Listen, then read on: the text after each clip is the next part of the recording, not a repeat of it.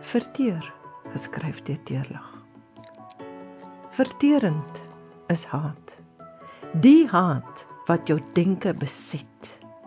Elke oomblik van kwaad wees, wat jou hele wese daarin klem.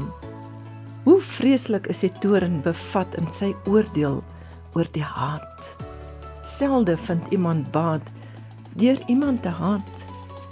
Al skreeu elke grein van jou hart en siel teen iets of iemand. Die oordeel is nie joune om te vel, om eerlik in liefde te leef teenoor haat, om die verkeerde te vermy, dit uit jou lewe te verban, is beter as om dit aktief te probeer haat, want haat maak 'n mens bitter.